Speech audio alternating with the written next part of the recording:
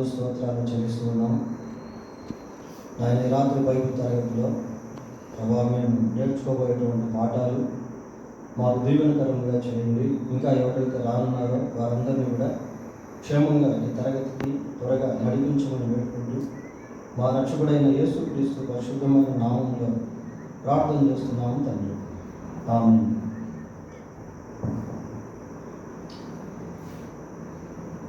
దేవుని మహాకృప చేత మనం ఈ బైబిల్ తరగతిలో ఇప్పటి వరకు ఆరు అంశాలను ధ్యానం చేశాం.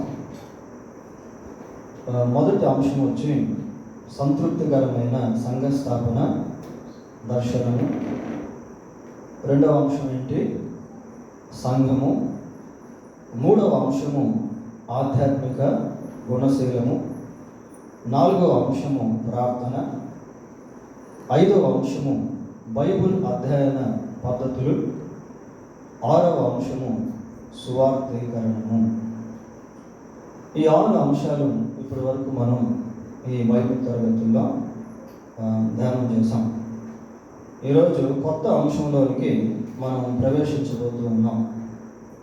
ఈ కొత్త అంశం పేరు ఏంటి అంటే నాయకత్వము. లీడర్షిప్. ఈ నాయకత్వము అనేటువంటి అంశంలో మొత్తం 11 పాఠాలు అనేటువంటివి ఉన్నాయి. ఈ కోర్సులో నాయకత్వము, శిష్యత్వము, గృహ నిర్వాహకత్వము, ఈ 3 కూడా చాలా ప్రాముఖ్యమైనటువంటి అంశాలుగా మనము చూడవచ్చు.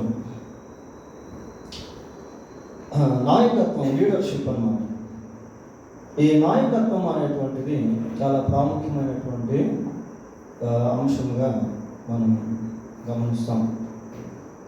నాయకత్వం అనేటువంటి ఈ అంశంలో మొదటి పాఠము లేఖనానుసారమైన నాయకత్వ నియమాలు. పేజ్ నెంబర్ 83కి వెళ్దాం. Page number 83. ఈ 83వ పేజీలో నాయకత్వములకు సంబంధించిన మొదటి పాఠం మనకు కనబడుతుంది. ఏముంది టైటిల్ అక్కడ? లేఖనానుసారమైన నాయకత్వ నియమములు. What is the definition of leadership? నాయకత్వం యొక్క నిర్వచనము ఏంటి? లేఖనానుసారంగా నాయకత్వం యొక్క నిర్వచనం ఏంటి అన్న ప్రశ్నలు మనం వేసుకుంటే ఆ కింద ఉంది కదా, నాయకత్వం యొక్క నిర్వచనము అని ఒక సబ్ హెడ్డింగ్ మనకు కనబడతా ఉంది. ఆ సబ్ హెడ్డింగ్లో 3వ బుల్లెట్ పాయింట్ ఒకసారి చదవండి ఎవరైనా. 3వ బుల్లెట్ పాయింట్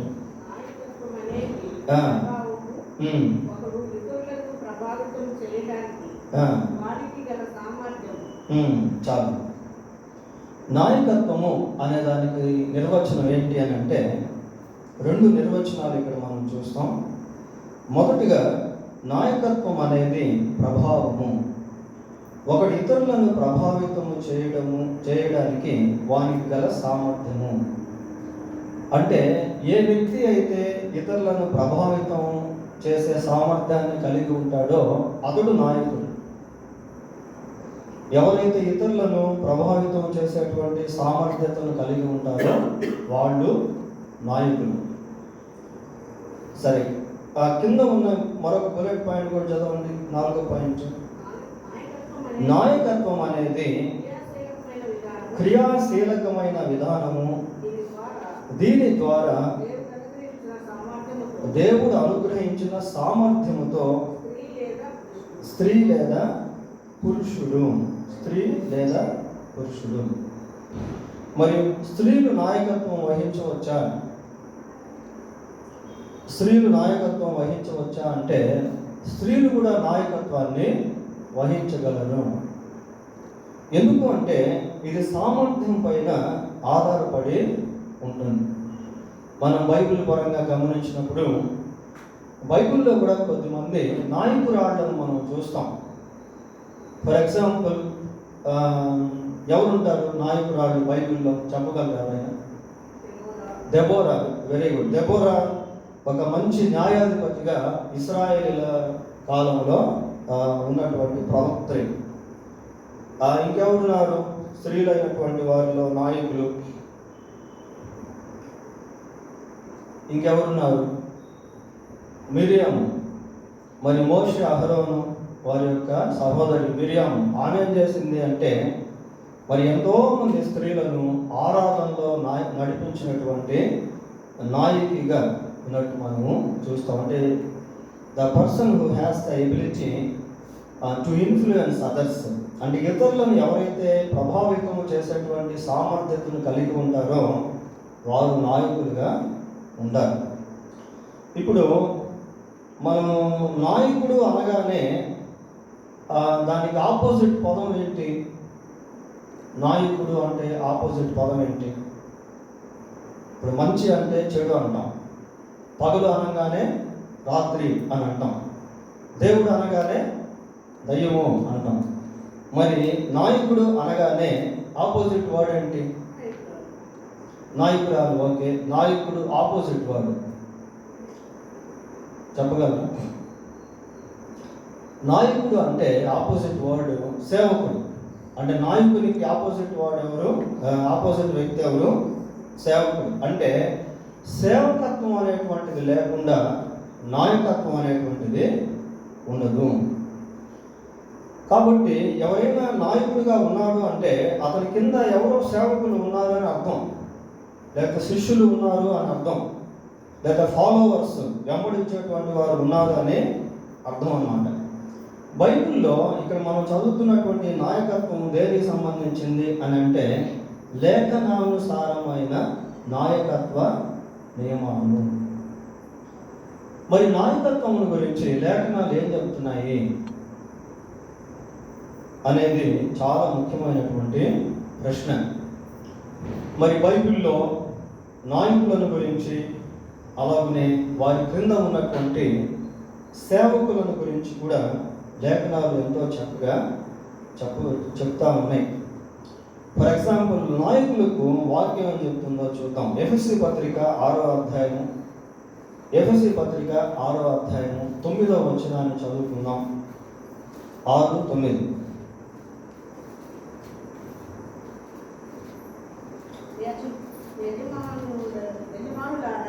యజమానులారా మీకును వారికిని యజమానుడైన వాడు పరలోకమందున్నాడనియు ఆయనకు పక్షపాతం లేదనియు ఎరిగిన వారై వారిని బెదిరించుట మాని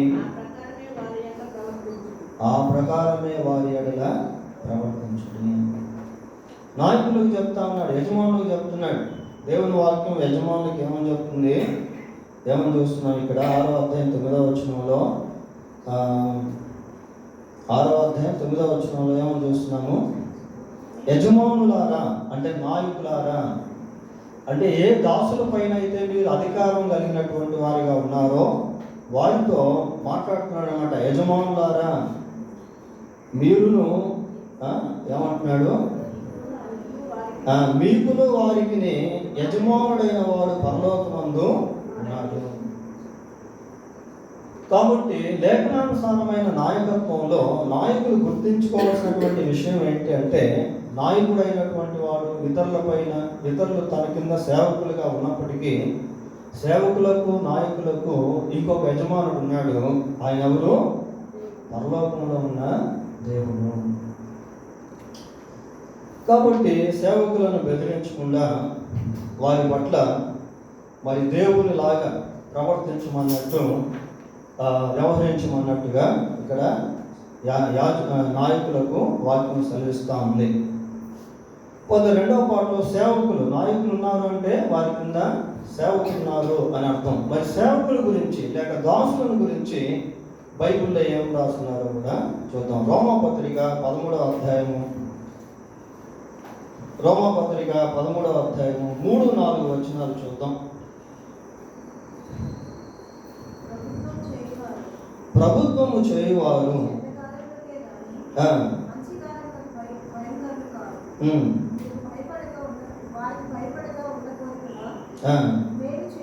అప్పుడు వాళ్ళ చేత మెచ్చుకుంటుంది. నువ్వు చెడ్డది చేసిలేడగా వారు ఊరకే ఖడ్గం ధరింపరు. కీడు చేయు వారి మీద ఆగ్రహం చూపుటకై వారు ప్రతీకారం చేయు దేవుని పశ్చాలకు. కాబట్టి ఆగ్రహ భయమును బట్టి మాత్రము కాక మనస్సాక్షిని బట్టి లోబడి ఉండుట అవశ్యము. సేవకులైనటువంటి వాళ్ళు ఏం చేయాలి అంటే, ఏదో నాయకులు బెదిరిస్తే పనిచేయడం, నాయకులు బెదిరిస్తే వాళ్ళ ముందు నటించడం అట్లా కాకుండా మనస్సాక్షి నిమిత్తము, దేవుని నిమిత్తము వారికి లోబడి ఉన్నారు. ఇంకొక వచనం కూడా సేవకుల గురించి చూద్దాం. పేతురు రాసిన మొదటి పత్రిక 2వ అధ్యాయము దాసులను గురించి ఇంకొక వచనం కూడా చూద్దాం. ఇది ఇంకా బాగుంటుంది. పేతురు రాసిన మొదటి పత్రిక 2వ అధ్యాయము 13వ వచనం చదువుకుందాం. మనుషులు నియమించు ప్రతి కట్టడమును ప్రభువు నిమిత్తమై లోబడి ఉండండి. దాసులకు చెప్తా ఉన్నాడు ఈ విషయం. మనుషులు నియమించేటువంటి కట్టడలకు ప్రభువు నిమిత్తమై లోబడి ఉండండి. కనుక లీడర్షిప్ అంటే నాయకత్వంలో లేఖనానుసారమైనటువంటి విధంగా జీవించడం అనేటువంటిది చాలా ప్రాముఖ్యము. అయితే నాయకత్వంలో 2 రకాలైనటువంటివి ఉంటాయి. ఏంటి ఆ 2 రకాలు అంటే, ఒకటి లౌకిక నాయకత్వము, రెండవది క్రైస్తవ నాయకత్వము. రెండవది రాసుకునేవాళ్ళు రాసుకుంది. ఒకటి లౌకిక నాయకత్వము, రెండవది క్రైస్తవ నాయకత్వము. లౌకిక నాయకత్వము అంటే లోక సంబంధమైనటువంటి నాయకత్వము. క్రైస్తవ నాయకత్వము అంటే లేఖనానుసారమైన నాయకత్వము. ఇప్పుడు చూడండి, మరి ఎంతోమంది రాజకీయ నాయకులను మనం చూస్తాం. రాజకీయ నాయకులు అనగానే అది లీడర్స్ అన్నమాట, పొలిటికల్ లీడర్స్. చాలా వరకు ఈ రాజకీయ నాయకులంతా కూడా ప్రాపంచికంగా అంటే లౌకికంగా ఆలోచించేటువంటి వారుగా ఉంటారు. కానీ క్రైస్తవ నాయకులు ఎలా ఉంటారు అంటే లేఖనాలను ఆలోచించేటువంటి వారుగా ఉంటారు. సరే, లౌకిక నాయకత్వానికి క్రైస్తవ నాయకత్వానికి మధ్య ఉన్నటువంటి వ్యత్యాసం ఏంటి? What is the difference between the words leadership and Christian leadership? లౌకిక నాయకత్వానికి క్రైస్తవ నాయకత్వానికి మధ్య ఉన్నటువంటి వ్యత్యాసం ఏంటో ఒకసారి చూద్దాం. పేజ్ నెంబర్ 84 తీసుకోండి. Page number 84. ఇక్కడ ఒక పట్టిక మనకు కనబడుతూ ఉంది. చూస్తున్నారా ఒక పట్టిక? ఆ పట్టికలో హెడ్లైన్స్ ఏం రాస్తున్నారు? చదవండి ఎవరైనా. హెడ్లైన్స్: లౌకిక నాయకత్వము, క్రైస్తవ నాయకత్వము. లౌకిక నాయకత్వము అంటే లోక సంబంధమైనటువంటి నాయకత్వము. రెండోది క్రైస్తవ నాయకత్వం అంటే లేఖనానుసారమైన నాయకత్వము. ఇప్పుడు ఆ వ్యత్యాసాన్ని మనం చూద్దాం. సహజంగా లౌకిక లేక లోక సంబంధమైన నాయకత్వం ఎలా ఉంటుంది అని అంటే, ఫస్ట్ ఏముందో చదవండి ఒకసారి. ఆత్మవిశ్వాసము కలిగి ఉంటుంది. ఆత్మవిశ్వాసం కలిగి ఉంటుంది అంటే సెల్ఫ్ కాన్ఫిడెన్స్ అని అంటారు దాన్ని ఇంగ్లీష్లో. సెల్ఫ్ అనగానే మనకు ఏంటంటే స్వతహాగా లౌకిక సంబంధమైనటువంటి నాయకత్వంలో ఆ సెల్ఫ్ అనేటువంటిది పనిచేస్తూ ఉంటుంది. స్వతహాగా అంటే నేను, నాది, నాకు, నా అనేటువంటివి పనిచేస్తూ ఉంటాయి. క్రైస్తవ నాయకత్వం ఎలా ఉంటుంది? చదవండి, ఇటు సైడ్ రైట్ సైడ్ టేబుల్. దేవుని యందు నమ్మిక ఉంచు. ఇక్కడ సెల్ఫ్ కనపట్లేదు చూడండి. సెల్ఫ్కి బదులు ఎవరు కనిపిస్తున్నారు? దేవుడు కనిపిస్తాడు. ఫర్ ఎగ్జాంపుల్ మనం దావీదుల గురించి ఆలోచన చేస్తే, దావీదు ఇశ్రాయేల్ ప్రజలకు నాయకుడు, రాజు. కానీ తన రాజ్య పరిపాలనలో ఎక్కువ శాతం దావీదు ఏం చేసేవాడు అంటే దేవుని యందు విశ్వాసము ఉంచి రాజ్యాన్ని పరిపాలించాడు. అది లేఖనానుసారమైన నాయకత్వం. సరే, నెక్స్ట్ లౌకిక నాయకత్వంలో రెండవది ఏంటి? రెండవ కాలంలో ఏముంది? మానవుణ్ణి అర్థము బాధ్యత అర్థము చేసుకుంటుంది. మానవుణ్ణి అర్థము చేసుకుంటుంది. మానవుణ్ణి అర్థం చేసుకుంటుంది. దీంట్లో ఏముంది చూడండి.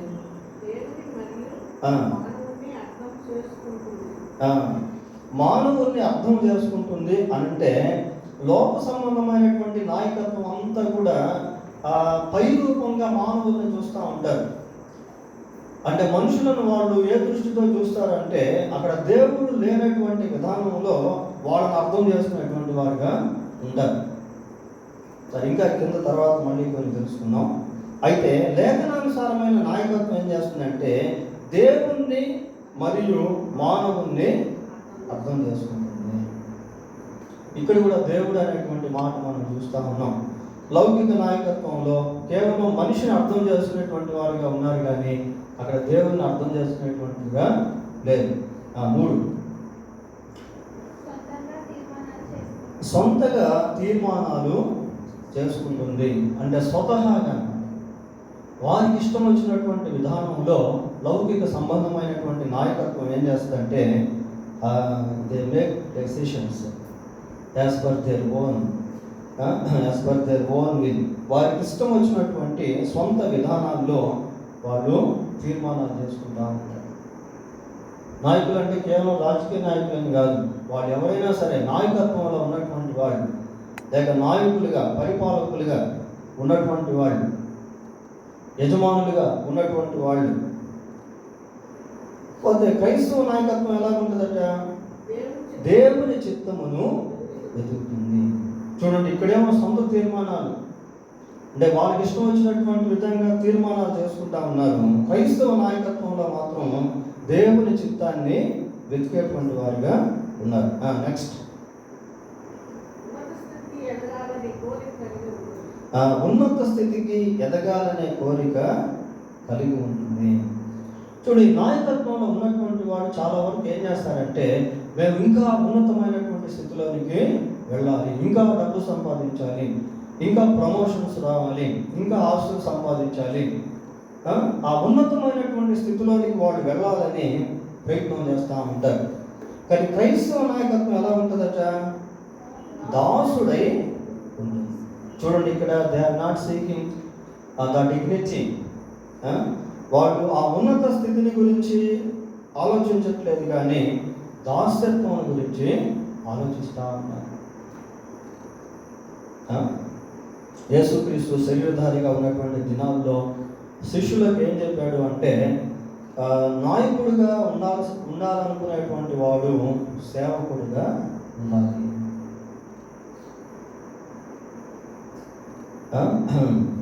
ప్రభువు చెప్పినటువంటి మాటలు, మనుష్య కుమారుడు పరిచారం చేయించుకుంటూ రాలేదు కానీ పరిచర్య చేయటం.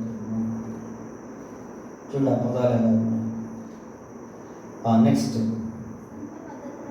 సొంత పద్ధతులను తయారు చేసుకుంటుంది. లౌకిక నాయకత్వం ఎలా ఉంటుందంటే తన సొంత పద్ధతులను తయారు చేసుకునేటువంటి విధంగా ఉంటుంది. క్రైస్తవ నాయకత్వము దేవుని పద్ధతులను వెతుకుచు వాటిని అనుసరిస్తాం. The patterns of God. దేవుని యొక్క పద్ధతులను వెతుకుతూ దాన్ని అనుసరించేటువంటిదిగా క్రైస్తవ నాయకత్వం. సరే, ఇతరులను ఆజ్ఞాపించడంలో ఆనందిస్తుంది. చూడండి అసలు ఎట్లా ఉంది. కొద్దిమంది నాయకులు ఏం చేస్తారంటే వాళ్ళు కింద ఉన్నటువంటి వాళ్ళని బానిసలుగా మార్చడం, లేకపోతే దాసులుగా చేసి వాళ్ళ విషయంలో ఆనందించడం వంటిది చేస్తూ ఉంటారు. కానీ ఇక్కడ ఏం చేస్తుంది? ఇక్కడేముంది? దేవునికి లోబడి ఉండుటలో ఆనందిస్తుంది. లౌకిక నాయకత్వంలో వీళ్ళేం కోరుకుంటారంటే మాకు లోపడాలి అనుకుంటారు. క్రైస్తవ నాయకత్వంలో వీళ్ళేమనుకుంటారంటే మేము దేవునికి లోబడాలి. చూసారా డిఫరెన్స్ ఎలా ఉందో, వ్యత్యాసం. వర్గీకత వ్యక్తిగత ఆలోచనలతో ప్రోత్సహింపబడుతుంది. సెల్ఫ్ థింకింగ్, సెల్ఫ్ థాట్స్ వ్యక్తిగత ఆలోచనలతో ప్రోత్సహించబడుతుంది. అంటే వాళ్ళకి ప్రోత్సాహం ఏంటంటే వాళ్ళకు వాళ్ళే, అక్కడ దేవుడు అనేటువంటి వాడు ఉండడు. అయితే ఇక్కడ దేవుడు మరియు మానవుని పట్ల గల ప్రేమ చేత ప్రోత్సహించబడుతుంది. చూడండి, ఇక్కడ సెల్ఫ్ అనేటువంటిది కనబడట్లేదు, వ్యక్తిగతం అనేటువంటిది కనబడట్లేదు. దేవుడు మరియు మానవుల పట్ల ప్రేమ చేత ప్రోత్సహించబడుతుంది. స్వతంత్రము కోరుకుంటుంది. ఇక్కడ దేవుని మీద ఆధారపడుతుంది, స్వతంత్రం కోరుకుంటుంది. అంటే they are depending on themselves. They want to do whatever they want.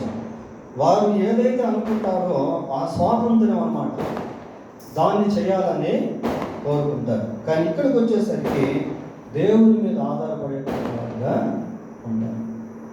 కాబట్టి లోక సంబంధమైనటువంటి నాయకత్వానికి, లేఖనానుసారమైనటువంటి నాయకత్వానికి అటువంటి డిఫరెన్సెస్ అనేటువంటివి, వ్యత్యాసాలు అనేటువంటివి ఉన్నాయి. పోతే లేఖనానుసారమైన నాయకత్వ నియమాల్లో ఈ పాఠంలో ఇంకోటి కూడా మనం చూద్దాం. ఇక్కడ డి అని ఉంది కదా, ఓల్డ్ లెటర్స్లో డి అని ఏముంది ఒకసారి చదవండి. నాయకత్వ విధానములలో గల భిన్నత్వమును బైబిలు వర్ణిస్తుంది. అంటే నాయకత్వం అనేటువంటిది వివిధ రకాలుగా, వివిధ రకాల నాయకత్వం అనేటువంటిది బైబిల్లో మనము చూస్తాం. ఒక ఎగ్జాంపుల్, మళ్ళీ ఇక్కడ ఒక పట్టిక మనకు కనబడతా ఉంది. ఈ పట్టికలో 5 రకాల పరిచర్యలు రాయబడి ఉన్నాయి. 5 రకాల పరిచర్యలు ఈ పట్టిక ఉంది కదా కింద. క్రొత్త నిబంధన నాయకత్వ పనులు అని ఉంది. ఈ పట్టికలో 3 కాలాలు ఉన్నాయి. బోల్డ్ లెటర్స్లో ఉన్నాయి. ఏంటి హెడ్డింగ్స్ చదవండి. 1 వరము, 2 గూర్చిన చింత, 3 చేసే పని. 1 వరము, 2 గూర్చిన చింత, 3 చేసే పని. చూడండి, ఇక్కడ వరము అన్నటువంటి దగ్గర 5 పదాలు మనకు కనబడతా ఉన్నాయి. మొదటి పదం ఏంటి? అపోస్తలుడు. 2వ పేరు ప్రవక్త. 3వ పేరు సువార్థికుడు. 4వ పేరు కాపరి. 5వ పేరు ఉపదేశకుడు. ఈ 5 పేర్లు బైబిల్లో ఎక్కడ కనబడతాయి చెప్పగలరు ఎవరైనా? అపోస్తలుడు, ప్రవక్త, సువార్థికుడు, కాపరి, ఉపదేశకుడు అనేటువంటి ఈ 5 పేర్లు బైబిల్లో క్రొత్త నిబంధనలో మనకు కనబడతాయి. క్రొత్త నిబంధనలో ఏ వచనంలో చూస్తాం? ఈ 5 పేర్లు ఏ వచనంలో ఉన్నాయి? ఎఫెసీ పత్రిక 4వ అధ్యాయము. ఎఫెసీ పత్రిక 4వ అధ్యాయం 13వ వచనం ఒకసారి చదవండి.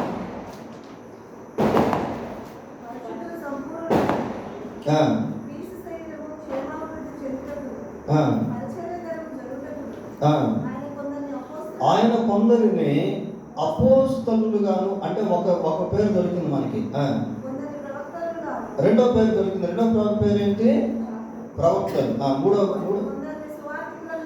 3వ పేరు సువార్థికులు. 4వ పేరు కాపరులు. 5వ పేరు ఉపదేశకులు. ఈ 5 పేర్లు ఈ పట్టికలో మనం చూస్తా ఉన్నాం. మొదటి పేరు అపోస్తలులు, 2వ పేరు ప్రవక్త, 3వ పేరు సువార్థికుడు, 4వ పేరు కాపరి, 5వ పేరు ఏంటి? ఉపదేశకుడు. ఈ 5 పేర్లు వీళ్ళు ఏం చేస్తారంటే దే హ్యావ్ సమ్ బర్డెన్, వారికి ఒక భారం అనేటువంటిది ఉంటుంది. ఇక్కడ చింత అని మనం చదువుతున్నాం కదా, ఆ చింత అంటే ఒక భారం అన్నమాట. అపోస్తలుడికి ఏ భారం ఉంటుంది అంటే దర్శనమును గూర్చినటువంటి భారం ఉంటుంది. అపోస్తలుడు అంటే అర్థం ఏంటి? పంపబడిన వాడు. అంతకుముందు నేను మీకు చెప్పాను, అపోస్తలుడు అంటే the one who is sent, పంపబడినటువంటి వాడు. అంటే అతను ఏం చేస్తాడంటే ఒక దర్శనము పైన దృష్టిని పెట్టి పరిచర్యను కొనసాగిస్తాడు. చేసే పని ఏముంది అక్కడ? చేసే పని ఏముంది? అగ్రగామిగా ఉండుట. అంటే బాధ్యత కలిగినటువంటి వ్యక్తిగా ఉంటాడు, భారం కలిగినటువంటి వ్యక్తిగా ఉంటాడు. పోతే రెండవ వ్యక్తి ఎవరు ఇక్కడ? ప్రవక్త, ప్రాఫిట్. మనకు ఓల్డ్ టెస్టిమెంట్లో ఎక్కువ మంది ప్రవక్తలు కనిపిస్తారు. ఈ ప్రవక్తల యొక్క భారం ఏంటి అంటే, చింత ఏంటి అని అంటే, ఏం చూస్తున్నాం ఇక్కడ? పాపము. అంటే వాళ్ళు చేసినటువంటి పాపం గురించిన చింత కాదు, ప్రజలు చేసినటువంటి పాపం విషయంలో ప్రవక్తలు చింతించేవారు. ఉదాహరణకి ఇర్మియాను గురించి మనం ఆలోచిస్తే, ఇర్మియా పెద్ద ప్రవక్త కదా. ఆయన ఇశ్రాయేలు విషయంలో ఎంతో బాధపడేవాడు. బాధపడుతూ ఏమన్నాడంటే, హతులైన నా జనులను గూర్చి నా కన్ను కన్నీటి ఊటగాను, నా తల జలమయముగాను ఉండునుగాక. ఇర్మియా ఎన్ని పుస్తకాలు రాశాడు బైబిల్లో? చెప్పగలరు ఎవరైనా? ఇర్మియా ఎన్ని పుస్తకాలు రాశాడు? 2 పుస్తకాలు రాశాడు. ఏంటి ఆ పుస్తకాలు? ఒకటి ఇర్మియా, 2 విలాప వాక్యములు. విలాపం అంటే అర్థం ఏంటి? ఏడుపు, బాధ, వేదన, విలపించడం. ఏడ్చడం కంటే విలపించడం అనేది చాలా ఘోరంగా ఉంటుంది. ఎందుకు విలాప వాక్యములు అని దానికి పేరు పెట్టారు అంటే, ఇర్మియా ఇశ్రాయేలు ప్రజల కొరకు చాలా దుఃఖంతో ఉండేవాడు. అందుకే ఆయన ఏమంటారంటే వెయిలింగ్ ప్రాఫిట్ అని కూడా, విలపించు ప్రవక్త అని కూడా అంటారు. వారు చేసినటువంటి పాపం బట్టి వారి మీదకు రాబోతున్నటువంటి శిక్షను దేవుడు ముందుగానే చూపించడం వల్ల ఇర్మియా ఎంతో ఇశ్రాయేలు ప్రజల యొక్క పాపాన్ని బట్టి చింతించాడు. సరే, చేసే పని ఏంటి ఇక్కడ? బోధించుట. ప్రవక్తలు ఏం చేసేవాళ్ళు అంటే బోధించేవాళ్ళు. అయ్యా, మీరు దేవునికి విరోధంగా జీవిస్తూ ఉన్నారు, మీ మనసును మార్చుకోండి. ప్రవక్తలు సమూయేలు కానివ్వండి, యెషయా కానివ్వండి, ఇర్మియా కానివ్వండి, దానియేలు కానివ్వండి, హోషేయ, యోవేలు, రాము, సోమన్, ఇట్లా చాలామంది ప్రవక్తలు మనం చూస్తాం. వాళ్ళ పని ఏంటి అంటే దే ఆర్ ప్రీచింగ్, వాళ్ళు బోధించేవాళ్ళు. తన 3వ వ్యక్తి ఎవరు ఇక్కడ? సువార్థికుడు. సువార్థికుని యొక్క చింత ఏంటి అని అంటే, ఇదిగో ఈ వ్యక్తి ఇంకా రక్షణ పొందలేదు. సువార్థికుడు అంటే ఇవాంజలిజం. పోయినసారి మన పాఠం ఏంటి? దీనికి ముందు పాఠం ఏంటి? సువార్థీకరణము. సువార్థికుడు గురించి మనం చెప్పుకున్నాం. సువార్థికుడు అంటే ఇవాంజలిజం అంటే సువార్థీకరణము. సువార్థికుని యొక్క చింత ఏంటి అంటే, ఇదిగో వాడు ఇంకా రక్షణ పొందలేదు, వీళ్ళు ఇంకా రక్షణ పొందలేదు, మా బంధువులు ఇంకా రక్షణ పొందలేదు అని వాళ్ళు చింతిస్తూ ఉంటారు. వాళ్ళ పని ఏంటి? సుదూర ప్రాంతములకు వెళ్ళి ప్రకటించుతారు. చూడండి, ఇవాంజలిస్టులు, సువార్థికులు వెళ్ళిపోతూ ఉంటారు. ఎక్కడెక్కడికో వెళ్ళిపోయి అక్కడ సువార్తను ప్రకటిస్తూ ఉంటారు.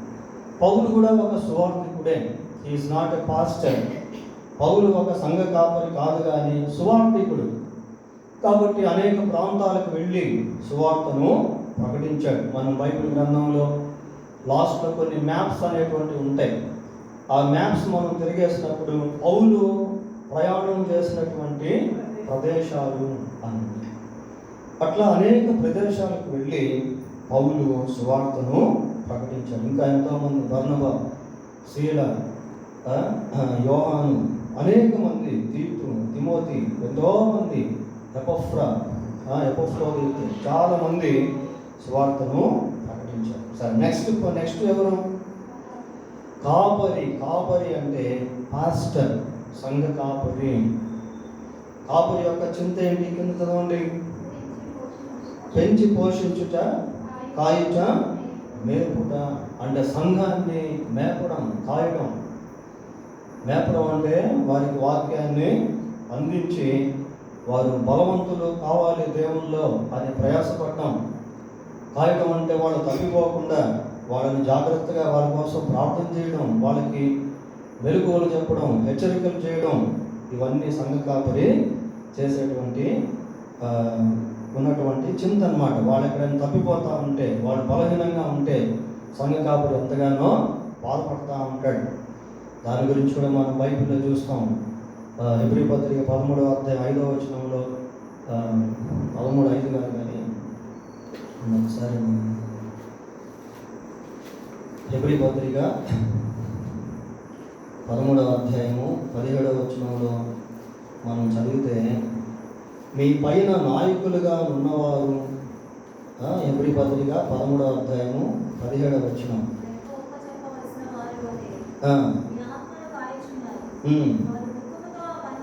చూడండి, వారు దుఃఖముతో ఆ పని చేసిన ఎడల.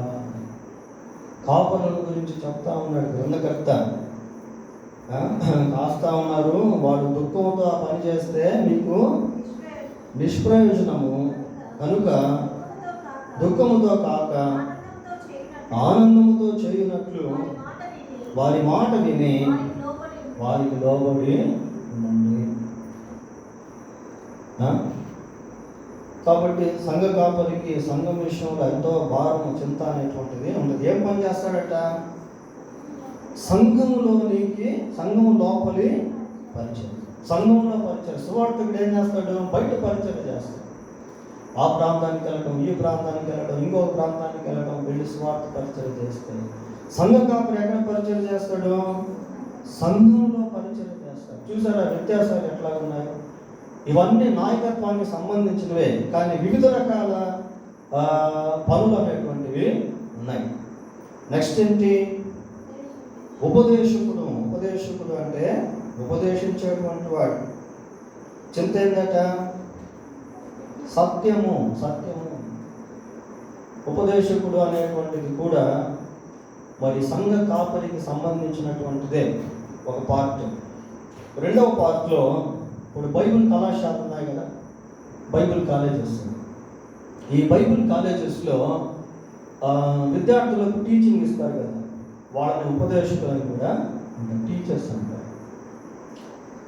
ఉపదేశకులు దేని విషయంలో చింతిస్తారు అంటే, ఎక్కడైనా వాక్యాన్ని వ్యతిరేకంగా ఎవరైనా చెప్తా ఉంటే, భిన్నమైన బోధలు, కల్ట్స్ అనేటువంటివి వచ్చినప్పుడు వాళ్ళెంతో బాధపడతారు. అదే దేవుని వాక్యాన్ని వక్రీకరించి చెప్తున్నారు, దేవుని వాక్యాన్ని వ్యతిరేకంగా చెప్తున్నారు అనేటువంటి బాధ వాళ్ళల్లో ఉంటుంది. వాళ్ళ పని ఏంటట? ఉపదేశించుట, ఆదేశించుట, ఇన్స్ట్రక్షన్స్ అండ్ ప్రీచింగ్. ఉపదేశించడం, ఆదేశించడం, ఇది కూడా ఒక ప్రత్యేకమైనటువంటి పని. కాబట్టి నాయకత్వంలో వివిధ రకాల పనులు అనేటువంటివి లేఖనానుసారంగా మనము చూస్తూ వస్తాము. సరే, ఈకి వెళ్దాం. ఈ పేజ్ నెంబర్ 85. పేజ్ నెంబర్ 85లో పైన ఈ అని ఉంది కదా, అదేముంది ఒకసారి చదవండి.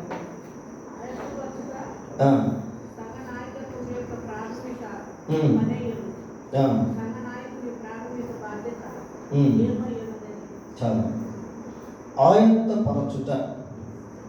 ఆయత్తపరచుట అంటే అర్థం ఏంటి అంటే, ఏంటి అర్థం? ఆయత్తపరచుట అంటే సిద్ధపరచడం.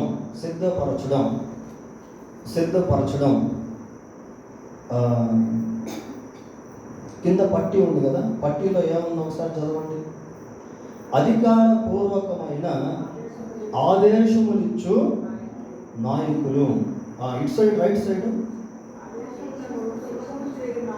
ఆదేశములను సులభము చేయు నాయకులు. ఈ రెండింటికి మధ్య ఎంతో వ్యత్యాసం అనేటువంటిది ఉంది.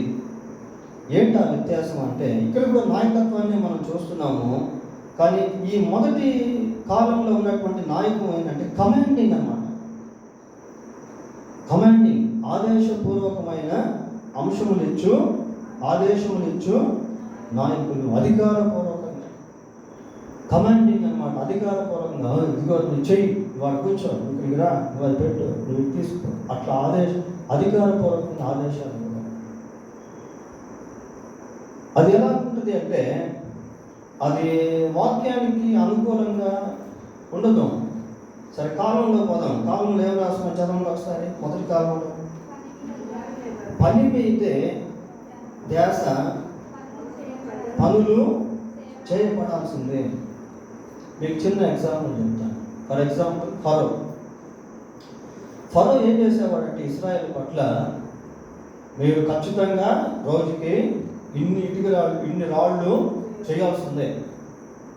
కమాండింగ్ అన్నమాట, అధికారపూర్వకమైనటువంటి ఆదేశం.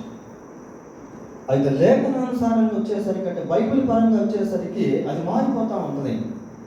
ఇక్కడ ఆదేశములను సులభము చేయు, ఇక్కడ కూడా ఆదేశం అనేది ఉంది, కానీ దాన్ని ఏం చేస్తారంటే తేలిక చేసేస్తా ఉంటారు. చదవండి ఆ కాలము. పనివారి మీద ధ్యాస, పనుల్లో ప్రజలను కలుపుకున్నాం. ఇక్కడ ఎవరి మీద ధ్యాస ఉంది? ఇక్కడ ఇటు సైడ్, లెఫ్ట్ సైడ్ పని మీద ధ్యాస, కానీ ఇక్కడ పనివారి మీద ధ్యాస. పనివారి మీద ధ్యాస కలిగినటువంటి ఒక నాయకుడిని మనం బైబిల్లో చూడవచ్చు. ఫర్ ఎగ్జాంపుల్, మీరు చదవక్కర్లేదు కానీ మత్తయి సువార్త 8వ అధ్యాయంలో శతాధిపతి అనేటువంటి ఒక ఆయన యేసుప్రభు దగ్గరికి వచ్చి ఏం వేడుకున్నాడు? అయ్యా, నా దాసుడు పక్షవాయువుతో చాలా బాధపడతా ఉన్నాడు, నీవు అతన్ని స్వస్థపరచు.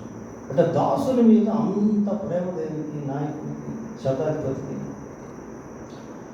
అంటే ఈ శతాధిపతి పని మీద ధ్యాస ఉంచాడు, పని మీద కాదు. అరే, నీకు పక్షవాతం వచ్చింది, ఇంకా పని చేయలేడు అని అనుకోవట్లేదు. అంటే కేవలం పని మీద ధ్యాస కాకుండా పనివాని మీద ధ్యాస ఉంచడం అనేది బిబ్లికల్ అన్నమాట, లేఖనానుసారమైంది. సరే, మీరు ఇంకా కింద ఉన్నటువంటి వాటిని చదువుకుంటే మీకు అనేక విషయాలు దాని గురించి తెలిస్తే ఈజీగా మీకు అర్థమైపోతాయి. పైన బోల్డ్ లెటర్స్ ప్లస్ అవి చదువుకుంటే మీకు ఈజీగా అర్థమవుతుంది. సరే, నాయకత్వంలో 2వ పాఠానికి వెళ్దాం. నాయకత్వంలో 2వ పాఠము పేజ్ నెంబర్ 87లో చూద్దాం. పేజ్ నెంబర్ 87 ఏమనుంది? 2వ పాఠము నాయకుని గూర్చిన సంక్షిప్త వర్ణన. దీంట్లో మనం అన్నీ చెప్పుకోవాల్సినటువంటి పని లేదు, కానీ నాయకుని గూర్చినటువంటి ఆ వర్ణన లేక విధానం ఎలా ఉంటుంది అనేది మనకు అర్థం కావాలంటే ఈ బోల్డ్ లెటర్స్ ఉన్నాయి కదా, ఈ బోల్డ్ లెటర్స్ అన్నీ మనం చదువుకుంటూ వెళ్ళిపోయామనుకోండి, దాని గురించిన విషయాలు మనకు అర్థమైపోతాయి. ఫస్ట్ బోల్డ్ లెటర్స్ ఏమని చదవండి. 1 రోమన్ నంబర్ 1, క్రీస్తు యేసునకు కలిగిన గుణశీలమును కలిగి ఉన్నాను. అంటే లేఖనానుసారమైన నాయకుడు ఎలా ఉంటాడు అంటే క్రీస్తు యేసుకు కలిగినటువంటి గుణశీలమును కలిగి ఉంటాడు. 2, జట్టుతో కలిసి చక్కగా పనిచేయడు. అంటే జట్టుతో పని చేయించేవాడుగా లేడు. ఏం చేస్తున్నాడు? కలిసి పని చేస్తాం. యేసు ప్రభు కూడా ఒక దగ్గర కూర్చొని శిష్యులు వెళ్ళి పని చేయమని చెప్పలా. ఏం చేశాడు? తనతో పాటు శిష్యులను కూడా వెంట పెట్టుకొని వెళ్ళి పరిచయం చేశాడు. 3, ఇతరులలోని వరములను మరియు సామర్థ్యములను అభివృద్ధి చేయము. నిజమైనటువంటి నాయకుడు ఏం చేస్తాడంటే తన కింద ఉన్నటువంటి వారికి ఎటువంటి సామర్థ్యం ఉంది, తన కింద ఉన్నటువంటి వారికి ఎటువంటి వరాలు ఉన్నాయి, వాటిని పరిశీలించి వాటిని హైలైట్ చేస్తాడు. లౌకిక నాయకత్వం ఎలా ఉంటుంది అంటే, మనకంటే ఎవరైనా కొంచెం మంచి సామర్థ్యం కలిగినటువంటి వాళ్ళు ఉంటే లౌకిక నాయకత్వం ఏం చేస్తుంది, వాళ్ళని నడిచేస్తుంది. వాళ్ళకి ఇంకా పని అనేటువంటిది ఇవ్వదు. ఎందుకంటే వాళ్ళు ఎక్కడ పైకి వచ్చేస్తారు.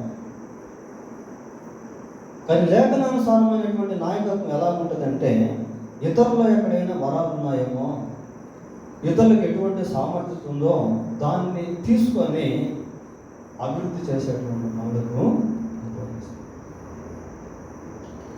అది లేఖనానుసారమైన నాయకత్వం. Number 4,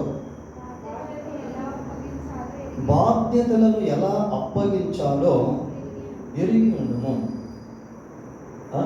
giving responsibilities. బాధ్యతలు అంటే ఏంటి? రెస్పాన్సిబిలిటీస్. అందరికీ ఒకే పని కాదు, ఒక్కొక్కరికి ఒక్కొక్క పని. ఎవరు ఏ పని చేయగలరో వాళ్ళకి బాధ్యతలను అప్పగించడం. దావీదు పరిపాలన చేసేటువంటి కాలంలో యాజకులను పిలిపించాడు. అయ్యా, మీరు యాజకులు కాబట్టి ఇదిగో మీరు దేవుడిని ఆరాధించాలి, ఆ దేవుని సన్నిధిలో ధూపం వేయాలి అని వంతులు వాటిగా వాళ్ళకి పనులు అప్పగించాడు. తర్వాత సేవకులను పిలిపించాడు, నా సైనికుల్ని, ఇదిగో మీరు ఇట్లాగా సైన్యంగా సమకూడాలి, ఈ విధంగా మీరు యుద్ధము చేయాలి అని సైనికులను పిలిపించాడు. ఆ రీతిగా దావీదు ఏం చేశాడు అంటే, ఎవరి బాధ్యతలు వాళ్ళకి అప్పగించాడు. అది గుడ్ లీడర్షిప్ అన్నమాట, మంచి నాయకత్వం. 5th one చదవండి. లక్ష్యములను, ప్రణాళికలను మరియు ఆశయములను ఏర్పాటు చేసుకొని వాటిని సాధించడానికి ప్రయాసపడు. చూడండి, లేఖనానుసారమైనటువంటి నాయకులు ఏం చేస్తారంటే, they will have the goal, they will have the plan, they will have the ఆశయ, లక్ష్యములను, ప్రణాళికలను మరియు ఆశయములను ఏర్పాటు చేసుకొని వాటిని సాధించడానికి ప్రయాసపడు. అంటే ఆ ప్రణాళికలు, ఆ లక్ష్యాలు ఏర్పాటు చేసుకొని వాటిని ఎలాగైనా మనం సాధించాలనే దానికి మీరు తర్వాత చదువుకోండి. కింద బుల్లెట్ పాయింట్స్ ఉన్నాయి, కొన్ని వచనాలు రెఫరెన్స్ కూడా ఉన్నాయి. మీరు వాటిని చదువుకుంటూ అవి కూడా మీరు చూశారంటే మీకు ఇంకా ఈ భాగం చాలా చక్కగా అర్థమవుతుంది. సరిగ్గా ఉన్నాయి. దీని పక్కనే పేజ్ నెంబర్ 88కి వెళ్దాం. పేజ్ నెంబర్ 88లో 6th పై చదవండి. 5. క్రీస్తును పోలి ఉండుట పనులను సులభతరము చెంది. ఇది చాలా క్రీస్తును పోలి ఉండడం అనేటువంటిది లేఖనానుసారమైనటువంటి నాయకత్వంలో ప్రాథమిక భాగం. పనులను సులభతరం చేయటం అంటే ఆ పని ఒత్తిడిని తగ్గించడం. ఇందాక మనం ఫరోను గురించి చూసాం. ఫరో తన కింద ఉన్నటువంటి పని వారిని ఎంతగానో ప్రెజర్ చేసి పని చేయించాడు. ఇక్కడ పనిని సులభతరం చేసేస్తారనమాట. ఎవరు? లేఖనానుసారమైనటువంటి నాయకులు. తర్బీదునిచ్చుట, బాధ్యతలను అప్పగించుట, ప్రణాళికలు వేయుట, దూరాలోచనలు అంటే దూరదృష్టి అనమాట. దురాలోచన కాదు, కొంచెం ఆ పదాన్ని మనం జ్ఞాపకం పెట్టుకోవాలి. దూరాలోచన అంటే దూరదృష్టి, అంటే భవిష్యత్తులో ఎటువంటి ఉన్నాయో అనేటువంటి దాని గురించి ముందు జాగ్రత్తలు అనమాట, ముందుగా ఆలోచించేటువంటి విధానాలు. పట్టుదల కలిగి ఉండుట, స్వార్థుడు. ఇవన్నీ లేఖనానుసారమైనటువంటి నాయకత్వంలో భాగాలుగా ఉంటాయి. నెక్స్ట్ 6.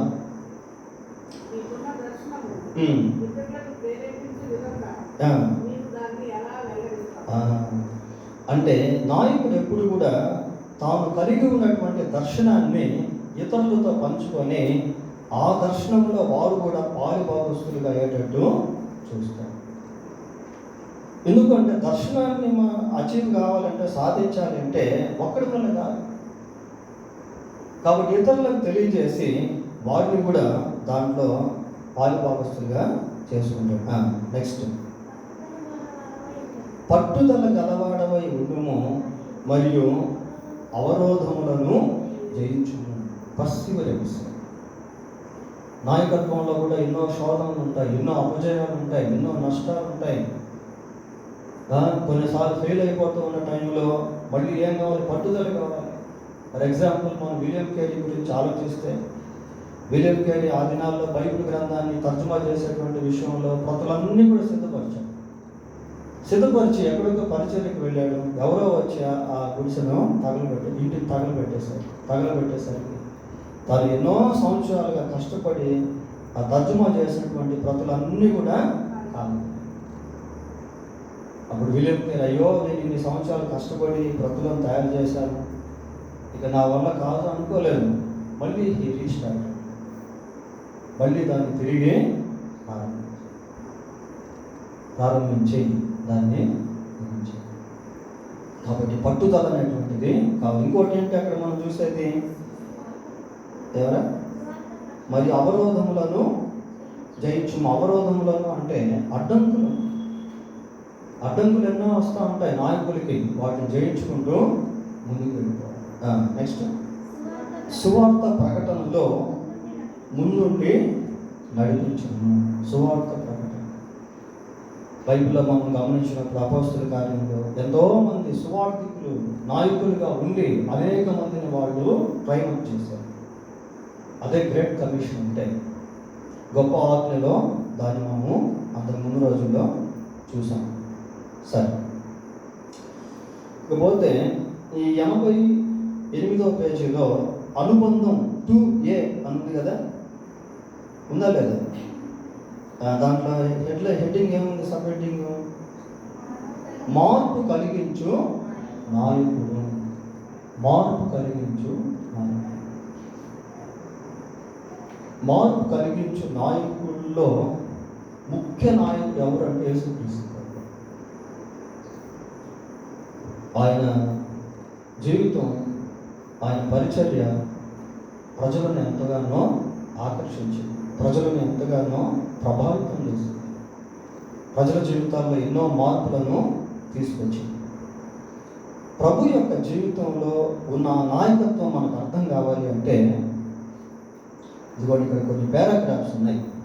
మీరు అండర్లైన్ చేసి మీరు టిక్కు పెట్టుకొని ఇంటి దగ్గరికి వెళ్ళినాక చదువుకోండి, నేను చెప్తాను. మూడో పారాగ్రాఫ్ ఎక్కడి నుంచి స్టార్ట్ అవుతుంది అంటే, కేవలము 12 గురు పై జట్టుతో అనే దగ్గర నుంచి స్టార్ట్ అయ్యి ఎక్కడి దాకా ముగిస్తూ ఉంది? మార్కు 4:34. ఈ పారాగ్రాఫ్ చదవండి. తర్వాత దాని కింద ఉన్నటువంటి పారాగ్రాఫ్ అది ఎక్కడి నుంచి స్టార్ట్ అవుతుంది అంటే, ఆయన అనుచరులు అనే దగ్గర స్టార్ట్ అయ్యి నాయకుడు ఆశించాడు అని ఉంది కదా, దాంతో ఎండ్ అయిపోతుంది. ఆ పారాగ్రాఫ్ కూడా చదవండి. తర్వాత దాని కింద ఉన్నటువంటి పారాగ్రాఫ్ ఈ నాయకుడు అన్న దగ్గర నుండి కృషి చేశాడు అని ఉంది కదా, అక్కడి వరకు చదవండి. ఎన్ని పారాగ్రాఫ్స్ అయినాయి? 3 పారాగ్రాఫ్స్ అయినాయి. నెక్స్ట్ ఈ పేజీ తిప్పి 90వ పేజీకి వద్దాం. ఈ 90వ పేజీలో సెకండ్ పారాగ్రాఫ్ ఉంది కదా, ఈ నాయకుడు అని ఉంది. ఈ నాయకుడు అన్నటువంటి దగ్గర నుండి ఎండింగ్లో ఏముంది? క్రోడీకరించాడు. ఆ పారాగ్రాఫ్ చదువు. ఎన్ని పారాగ్రాఫ్స్ అయినా ఇప్పుడు?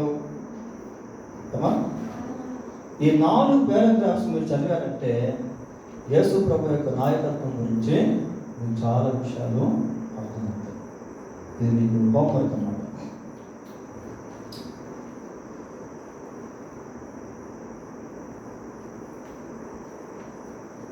రెండవ పాఠాన్ని మనము చెప్పుకున్నాం. పోతే 3వ పాఠాన్ని చెప్పి ముగిద్దాం. నాయకత్వంలో 3వ పాఠము నాయకత్వమును గూర్చిన విషయాలు. Page number 133, 134. Page number 133, 134. ఈ 2 పేజీల్లో కూడా మనకు నాయకత్వం గురించినటువంటి విషయాలు కనబడతాయి. 133వ పేజీ ఉందా? 133 పేజీలో 3వ పాఠం ఏంటి?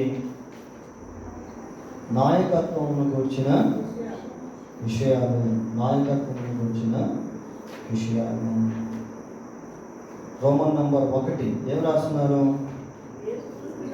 యేసు చూపిన మాదిరి. యేసు చూపిన మాదిరి. The pattern of Jesus. యేసుక్రీస్తు ప్రభు గొప్ప నాయకుడు అన్న సత్యాన్ని మనం జ్ఞాపకం చేసుకుంటా ఉన్నాం. యేసుక్రీస్తు ప్రభు ఏం చేశాడంటే, ఆయన గొప్ప నాయకుడిగా ఉండి అనేక మంది నాయకులను తయారు చేశాడు. అది ఆయనలో ఉన్నటువంటి గొప్పతనం. Empowering many leaders, A number of leaders. అనేక మంది నాయకులను ఆయన తయారు చేశాడు. కింద ఉంది కదా ఒక చిన్న పారాగ్రాఫ్ ఉంది కదా, చదవండి ఎవరైనా. చిన్న చిన్న గుంపులుగా ఉంది.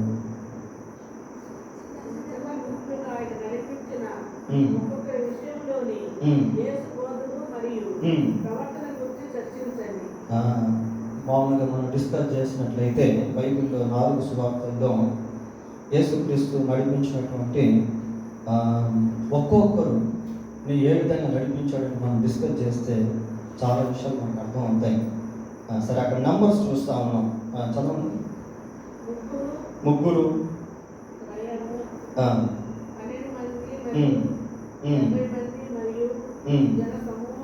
చాలు. ఫస్ట్ ఇక్కడ 3 గురించి చూస్తూ ఉన్నాం. 3 గురించి చూస్తూ ఉన్నాం. అంటే యేసుక్రీస్తు ప్రభు యొక్క పరిచర్య చాలా చిన్న గుంపుతో ప్రారంభించుకుంది. ఈ పరిచర్యలో 3 కనిపిస్తూ ఉన్నారు. తర్వాత 12 మంది కనిపిస్తూ ఉన్నారు. తర్వాత లూకా సువార్తలో 70 మంది మనకు కనిపిస్తారు. ఇంకా తర్వాత ఎంతమంది ఉన్నారు? జన సమూహములు. జన సమూహములు అంటే there is no number of counting. లెక్క పెట్టలేనంత గొప్ప సంఖ్యలో జన సమూహాలను ఆయన నాయకుడిగా చేశారు. సరే, ఈ ఎఫ్ఎస్సి పత్రికలు ఇందాక మనం ఆల్రెడీ చూసాం. నెక్స్ట్ పేజ్ నెంబర్ 134 వెళ్దాం. ఈ 134లో కొన్ని పారాగ్రాఫ్స్ అనేటువంటివి ఉన్నాయి. ఈ పారాగ్రాఫ్స్ అన్నీ కూడా మనం చెప్పుకోగానే మీకు కొంచెం క్లుప్తంగా బైబిల్ నాయకత్వం గురించి కొన్ని విషయాలు చెప్తాను. నోట్స్ రాసుకోండి. ఈ పారాగ్రాఫ్స్ మీరు తర్వాత చదువుకోండి, కానీ ఇప్పుడు నేను చెప్పేటువంటి వాటిని మీరు నోట్స్ రాసుకోండి. ఒక 6 విషయాలు చెప్తాను, దాన్ని రాసుకోండి. నాయకత్వం గురించిన విషయాలు అనేటువంటి పాఠాన్ని మనం ధ్యానం చేస్తా ఉన్నాం. మొట్టమొదటిగా యేసుక్రీస్తు, ఆయన శిష్యులు. యేసుక్రీస్తు అని పెట్టి ఒక హైప్ అని పెట్టండి. హైప్ అంటే ఒక చిన్న గీత అన్నమాట. యేసుక్రీస్తు శిష్యులు, హైప్ అని పెట్టి గీత. యేసుక్రీస్తు మరియు శిష్యులు. ఇప్పుడు యేసుక్రీస్తు ఏం చేశాడు అంటే, తన శిష్యులకు అధికారాన్ని, ఆదేశాలను ఇచ్చి వారి నాయకులుగా చేశాడు. యేసుక్రీస్తు తన శిష్యులకు అధికారాన్ని, ఆదేశాలను ఇచ్చి వారి నాయకులుగా చేశాడు. మత్తయి సువార్త రాసుకోండి, రాసేసుకుంటే మీకు అర్థమైంది. 10వ అధ్యాయం మొదటి 2 వచనాలు. మత్తయి సువార్త 10వ అధ్యాయం మొదటి 2 వచనాలు. ఇంకా 5వ వచనం నుండి 20వ వచనం వరకు. అదే మత్తయి సువార్త 10వ అధ్యాయము 5వ వచనం నుండి 20వ వచనం వరకు.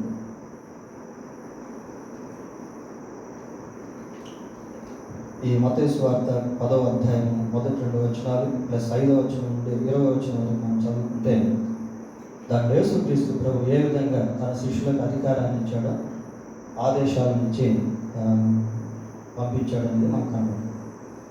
2 మోషే, యెహోషువ. మోషే ఒక చిన్న గీత పెట్టుకొని, మోషే పక్కన యెహోషువ అని పెట్టుకోండి. మోషే, యెహోషువ. మరి ఇశ్రాయేల్ ప్రజలకు గొప్ప నాయకుడు ఎవరు అంటే మొట్టమొదటిగా మోషే అని మనకు తెలుస్తుంది. దేవుడు మోషేను దర్శించి మండుచున్న పొదల భాగంలో మరి ఐగుప్తునకు పంపించడం, ఐగుప్తులో ఉన్నటువంటి ఇశ్రాయేలు అందరినీ కూడా ఆ బానిసత్వంలో నుంచి తీసుకొని వచ్చి వాళ్ళని కానానుకు నడిపించేటువంటి పరిచర్యలు దేవుడు వాడుకున్నాడు. మోషే కానానికి ప్రవేశించక ముందే ఏమైపోయాడు? చనిపోయాడు. అప్పుడు నెక్స్ట్ నాయకుడు ఎవరు? యెహోషువ. ఈ యెహోషువ దాసుడిగా ఉన్నటువంటి సమయంలోనే మోషే నేతృత్వంలో నాయకత్వాన్ని పొందుకున్నటువంటి వ్యక్తి. అంటే మోషే యెహోషువను నాయకుడిగా తర్ఫీదిచ్చాడు. మోషే వెళ్ళి పైన ప్రార్థన చేస్తూ ఉంటే కింద యెహోషువ యుద్ధం చేసేవాడు. మోషే 10 ఆజ్ఞలు తెచ్చేదానికి సీనాయి పర్వతం మీదకి వెళ్తే ఆ కింద భాగంలో యెహోషువ ఉండేవాడు. తర్వాత మోషే తర్వాత యెహోషువ నాయకుడు అయిపోయాడు. రిఫరెన్స్ రాసుకోండి. నిర్గమకాండము 17వ అధ్యాయము 9-10 వచనాలు. నిర్గమకాండం 17వ అధ్యాయం 9-10 వచనాలు. అలాగే యెహోషువ మొదటి అధ్యాయము 1-5 వచనాలు. 1-5 వచనాలు. తర్వాత 6 విషయాలు చెప్తాను. 3 అంటే మేకింగ్ అదర్స్ లీడర్స్ అనమాట. అంటే ఇతరులను నాయకులుగా చేయడం అనేటువంటి భాగంగా దీన్ని పెట్టుకుందాం. యేసుక్రీస్తు ప్రభు శిష్యులను నాయకులుగా చేశాడు. మోషే యెహోషువ నాయకుడిగా చేశాడు. తర్వాత 3వదిగా టీం వర్క్ అనమాట. Team work. ఈ టీం వర్క్లో అంటే కలిసి పనిచేయడం అని పెట్టుకొని దాని తర్వాత మోషే హైపన్ పెట్టండి. హైపన్ అంటే చిన్న గీత. ఇత్రో అంటే ఎవరు? మోషే మామ. ఇత్రో పక్కన మళ్ళీ చిన్న గీత పెట్టుకొని ఇతరులు అని రాసుకోండి. ఇతరులు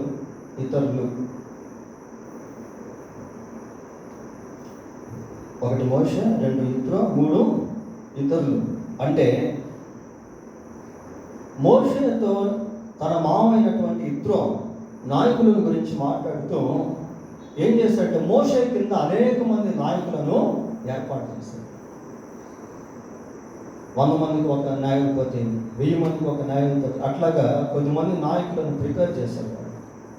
ఈ పోర్షన్ బైబిల్లో మనకి ఎక్కడ కనిపిస్తుంది అంటే నిర్గమకాండం 18వ అధ్యాయము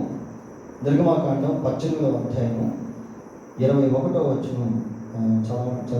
చదవండి. ఇప్పుడు కాదు, మనం చదువుకోండి. ఇంటికెళ్ళినాక రాసుకోండి. ఎన్నైనాయి? 3 అయినాయి. 4 శిష్యులు ఒక చిన్న గీత పెట్టి ఇతరులు అని రాసుకోండి. శిష్యులు, ఇతరులు. దీంట్లో మనకి ఎవరు కనిపిస్తారంటే పౌలు ఒక చిన్న గీత పెట్టి బర్నబా అని పెట్టుకోండి. బర్నబా.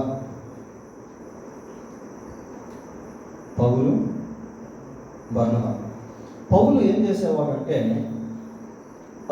మంచి నాయకుడిగా సువార్త పరిచర్యలో ముందుకు సాగుతూ, సంఘాలను కట్టేటువంటి పరిచర్యలో ముందుకు సాగుతూ తనతో పాటు అనేక మందిని ఎంపవర్ చేశాడు. అంటే సిద్ధపరిచాడు. వాడు కూడా తనలాగా ఉండాలి అని. వాళ్ళని ఎంతోమంది మనకు కనిపిస్తారు.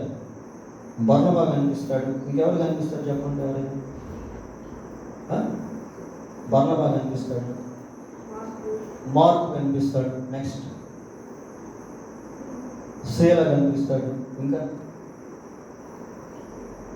తిమోతి కనిపిస్తాడు. తిమోతి, ఎపఫ్రోదీతు, తీతు. చూడండి, ఇట్లా ఎంతోమంది మనకు కనిపిస్తారు. అంటే పౌలు ఏం చేసేవాడంటే ఇతరులను నాయకులుగా చేస్తా వచ్చాడు.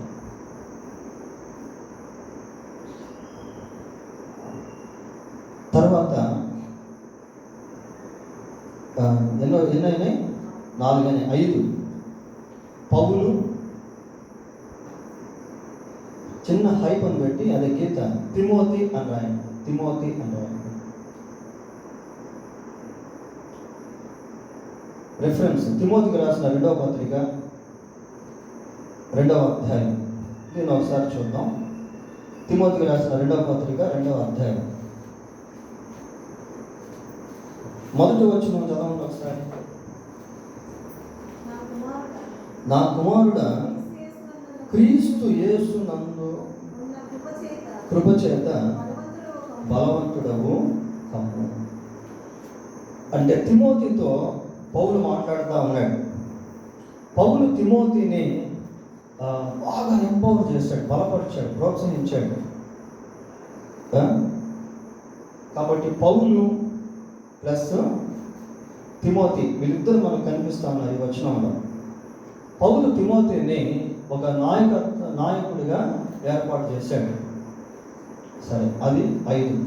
6 తిమోతి అని రాసుకొని ఒక చిన్న గీత పెట్టి ఇతరులు అని రాయండి. ఇతరులు అని రాయండి. ఇప్పుడు తిమోతికి రాసిన 2వ పత్రిక 2వ అధ్యాయము 2వ వచనం చదవండి. 2వ వచనం. నీవు అనేక సాక్షుల ఎదుట చూడండి, నా వలన వినిన సంగతులను చూడండి, ఇతరులకు బోధించుటకు సామర్థ్యము గల నమ్మకమైన మనుషులకు అప్పగించుము. చూడండి, ఇంకొక బ్యాచ్ మనం కనబడతాం. సామర్థ్యమైన నమ్మకము గల మనుషులు అంటే 2వ వచనంలో మరి పౌలు కనిపిస్తున్నాడు, తిమోతి కనిపిస్తున్నాడు, ఇంకెవరు కనిపిస్తున్నారు? సామర్థ్యము గల ఇతర మనుషులు. అంటే నాయకుడు ఎప్పుడు కూడా వేరే వాళ్ళ నాయకులుగా చేయాలి. వాడు నాయకులుగా మారి తర్వాత వేరే వాళ్ళని నాయకులుగా చేయాలి. ఆ విధంగా లీడర్షిప్ అనేటువంటిది బిబ్లికల్గా బైబిల్ పరంగా ఇట్ ఈస్ ట్రాన్స్ఫర్మేషన్ ఎక్స్పీరియన్స్. ఒకరి నుండి ఒకరికి అది సరఫరా చేయబడేటువంటి అనుభవం లాగా మారుతుంది. So making others as leaders like you. మీలాగా ఇతరులను నాయకులుగా. సరే, ఇంతటితో మన పాఠాన్ని ముగిద్దాం. ఈ నాయకత్వము అనేటువంటి అంశంలో మొత్తం 11 పాఠాలు ఉన్నాయి. ఈ రాత్రి మనం 3 పాఠాలను దేవుని మహాకృప చేత పూర్తి చేసాం. వచ్చే తరగతిలో మరికొన్ని పాఠాలు మనం నేర్చుకుందాం. దేవుని తన వాక్యం దీవించుకున్నాక ప్రార్థన చేసుకుందాం. ప్రార్థన. కృపగలిగిన మా తండ్రి, పరిశుద్ధుడైన మా దేవ, మీకు వందనాలు స్తోత్రాలు చెల్లిస్తున్నాం. ప్రత్యేకంగా మీరు సంఘానికి అనుగ్రహించినటువంటి బైబిల్ తరగతులను బట్టి మీకు స్తోత్రాలు. ఎన్నో శ్రేష్టమైనటువంటి ఆధ్యాత్మిక సత్యాలు వివిధ రకాలుగా మీరు మా మధ్యకు తీసుకొస్తున్నందుకే మీకు స్తోత్రాలు చెల్లిస్తున్నాం. ఈ రాత్రి నాయకత్వము అనేటువంటి అంశంలో 3 పాఠాలను ప్రభా మేము పరిశీలించాం. ఈ పరిశీలన భాగాలు మా జీవితానికి దీవెనకరంగా చేయండి. మేము పరిచారకులైన నాయకులుగా ఉంటూ అనేక మందిని ప్రభా నాయకులుగా చేసేటువంటి వారుగా మమ్మల్ని చేయండి. మమ్మల్ని అందరినీ బలపరచండి. ఏదో ఒక విధంగా మీ యొక్క పని మేము చేసేవారంగా ఉండడానికి కృపదయించి మీ సన్నిధి మాకు తోడుగా ఉంచి వచ్చే పాఠాన్ని తగు రీతిగా మమ్మల్ని సిద్ధపరచండి. మా రక్షకుడైన యేసుక్రీస్తు పరిశుద్ధమైన నామంలో ప్రార్థన చేస్తున్నాం తండ్రి. ఆమేన్. మన తండ్రి అయిన దేవుని ప్రేమ, మన ప్రభు అయిన యేసుక్రీస్తు యొక్క కృప, పరిశుద్ధాత్మ దేవుని యొక్క సన్నిధి సహవాసం మనకు, కుటుంబాలు, అలాగే TCCP ట్రైనింగ్ ప్రోగ్రామ్ ఎక్కడెక్కడైతే ఉపాధ్యాయులు ఉన్నారో, విద్యార్థులు ఉన్నారో వారందరికీ తోడై ఉంది కాపాడని.